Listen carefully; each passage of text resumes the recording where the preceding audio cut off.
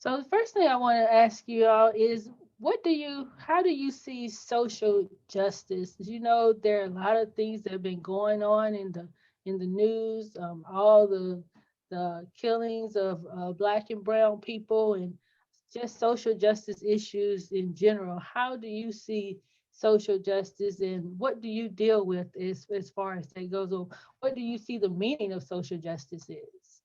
And anyone can jump in and answer. Like I said, this is just a conversation. Well, for me, social justice, especially with these students, is I recognize that being at Cummings, we deal with a lot more. We deal with certain issues that other schools don't. For example, other schools charge $400 and $500 per band fee, and oftentimes our students can't afford that. And so, for me, I have to figure out creative ways for us to get the same thing that other students naturally give to, folks give to other schools, but um, they don't to ours. And so, just trying to be creative in that. And so that's one of those things that, um, letting our students know that they're not less than or anything else, but we want to um, be able to do as much as other students do.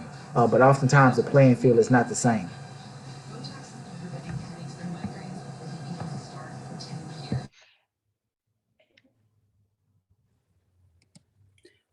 I would kind of agree with Mr. Milton. When I think of justice, I think of equality for everyone. Um, and I don't think that my black and brown community, I don't think that we have that. Um, I was just on a retreat with the staff and students at A&T, and we were in a restaurant, and there was something going on that prevented us from ordering. So I spoke to the manager, and we were all standing there, um, and a Caucasian security officer walked in, and as soon as he walked over to us. It was four of us. Walked over to us immediately and asked, "Was there a problem?" We didn't call them. We didn't cause any issues. And then he went to the supervisor and was like, "Did you all call, for us to come over here?" And she was like, "No." But immediately when he walked in, he walked directly to us. There were white people around, but he immediately, and we were just standing by the window, by the tables, quiet, weren't even talking. Immediately walked in. So I when I that is, to me, that's injustice, and that's what we experience.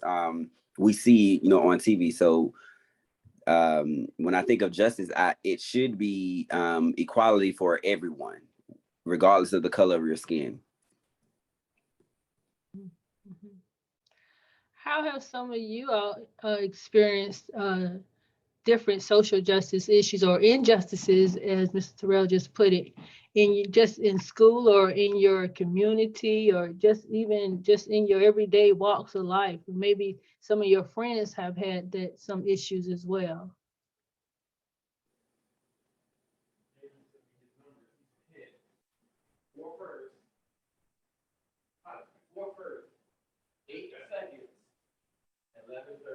Alicia, I saw you shaking your head a few minutes ago. I think that's how you pronounce your name. I saw you shaking your head as they were talking. Yeah, a lot of what Mr. Allen was saying about equality, that's the first thing that came to my head. Equality. There's not it's not equal, and a lot of stuff about what he was saying is kind of how I think of it. Have you had the experience that your own self, or have you, particularly our black males, have you had don't even have to be black males, in any type of um, non-white person, have you experienced that with any of your friends or in school or any kind of way? I mean, I've experienced it, but like it's not common for me.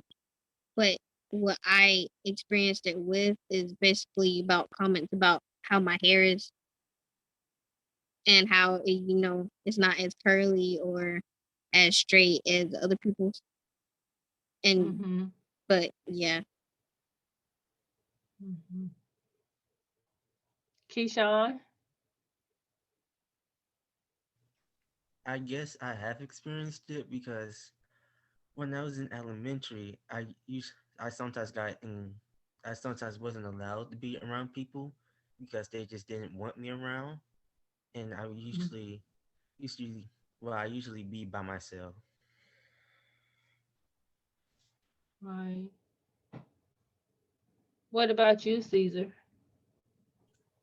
Yeah, there was this one time that I do remember. Me and my parents went out to eat, and it's a buffet. So usually they give you your ticket, and you would go and pay at the register. And this one time we had gone, and we asked for the thing before we go pay, and she was Caucasian, and she was kind of telling us no, and there was other people around us who were also Caucasian, and there was no problem with them going up or going and paying in front, and we tried to tell her that we wanted to pay at the front, and she kept telling us no, that we had to pay there, and that we cannot do that or she would not let us leave.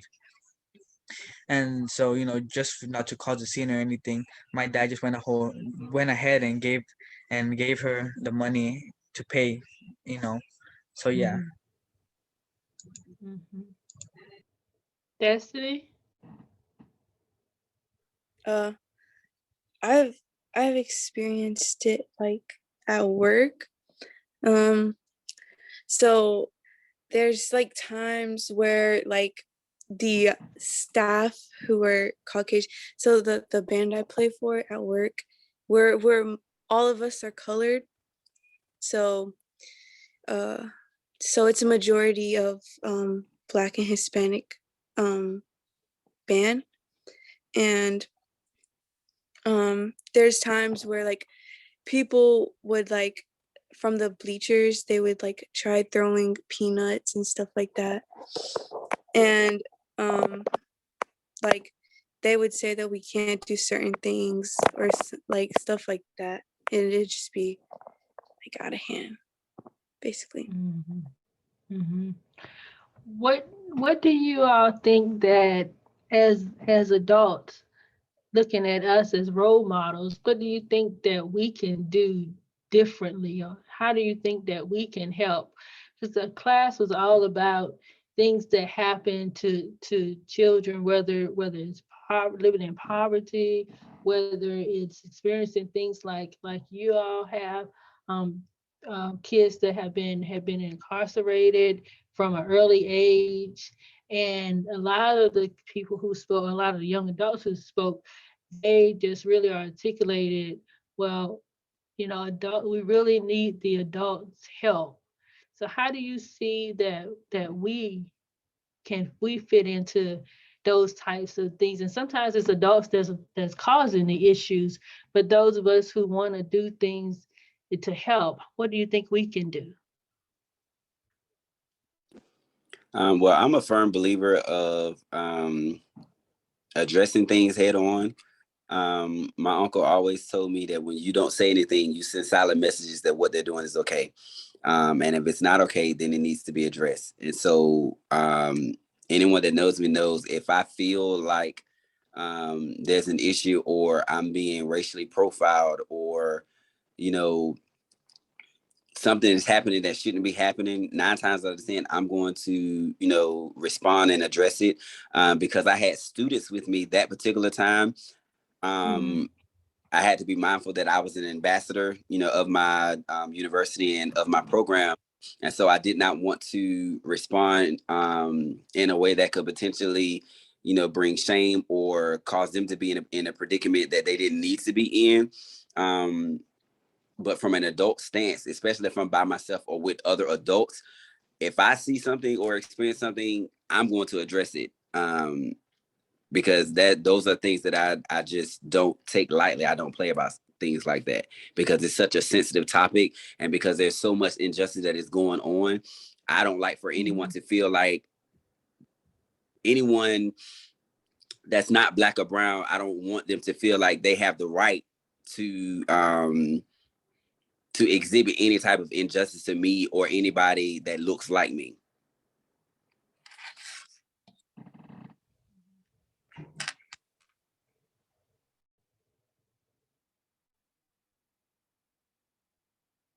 So in the situations that you all spoke about, how do you think that an adult could have played a different role in those? Elijah, Elisha, is that correct? Elisha, is that how you pronounce your name? Elisha. Elisha. So I know that there have been a lot of things in the news about, you talked about hair, and particularly boys' hairs in dreads, and you have to cut your hair for football, and you have to conform to a certain way. What do you think could be different with that, or how do you think that we as adults maybe could help? Um, Me is I've always just known to tell it like it is, tell it straight on.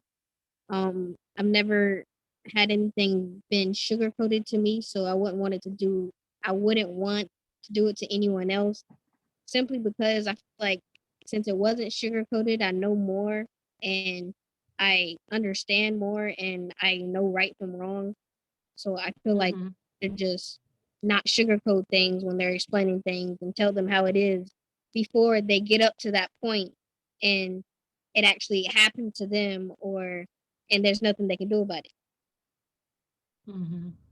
So that's how I see it. Mm-hmm. I think also with the whole hair piece, there's an education that needs to take place. I tell people all the time, I get compliments on my hair, and people will say, "Oh, I love your dreads," and I will tell them in a minute, I don't have dreads, I have locks. Mm-hmm. And when I say that, the first thing they say is, "Well, what's the difference?" And I tell them, "This is the educational moment. Go research and look it up because there is a difference between dreads and locks." And so, Mm-hmm. and I've had people to go look like, "Oh my God, I did not know. I'm so sorry." Like, and I think that's a way that as adults and even as young adults, we can, especially from the hair aspect, that there's an educational piece, and you don't have to be rude about it. You don't have to be mean. Just let them know. Like I tell anybody, I don't have dreads. I have locks, and if they ask, Mm-hmm. you can research it on your own at your own leisure, and then you'll understand why I said what I said. And then it's just, and not only just with the hair things, but with anything else. It's an educational piece because although some people don't know, some people choose to be ignorant about certain things, but there are some people who just honestly don't know. And so Mm-hmm. instead of getting offended and defensive about everything, certain things we can just educate, to bring or to provoke the change that we want. Mm-hmm. Mm-hmm. And going back to Caesar's things, one of my questions was engaging in justice rather than charity. And sometimes we go places and they automatically assume that we don't have the money to pay for the things that we are there to take part in. How do you see the what do you see as the difference between justice and charity, or do you even think there is a correlation between the two? Yeah, I think definitely there is a difference between justice and you know charity or that because as I said, first thing that comes to mind when you think of injustice is equality, and well, actually, I think it pretty much is the same equality.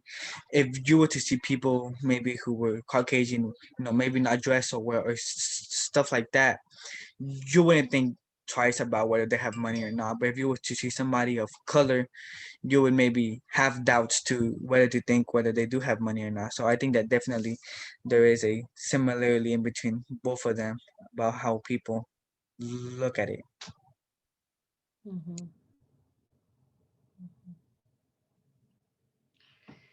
Anything else that you all want to add on the topic that you can think of? You've been a great help and a great start to my project.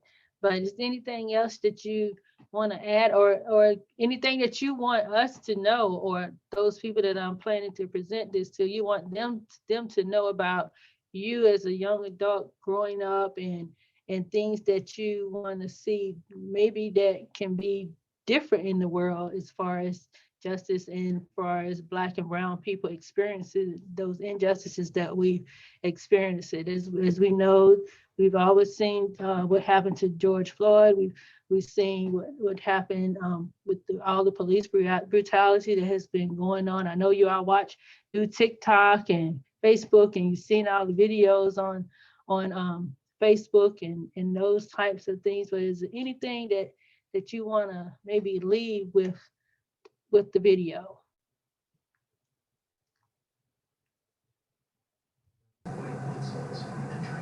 I just like, I wear glasses, and I think several other students, I don't know who else wears them, but if I take my glasses off, things get real blurry.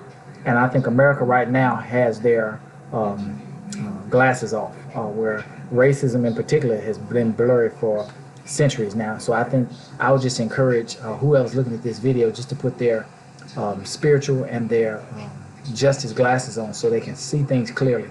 Because all of us have a blind spot. But I think it takes each other as well as students, adults, to point things out to say, hey, do you see that right there? And oftentimes people don't. But just like what Caesar said, if others around them would have said, hey, that's not fair how you're treating this family when you're letting us go up. But the other folks around them did not have their glasses on. So again, I think for all of us going forward, I think that if we put our glasses on, whether young or old, but we start speaking up, as Mr. Allen said, I think that this world can be a better place. So I'm just encouraging everyone else just to continue putting their glasses on. Thank you very much. And on that note, that is a great way to end. So again, thank you all so much for taking the time to help me with my final project. You all know about those final projects, right? So thanks a lot for taking the time out, and um, I will hopefully see you soon. Monday for lunch. That's right, Yeah, Monday. yeah. Thank you, Miss Sledge. Thank you, Thank you students. all.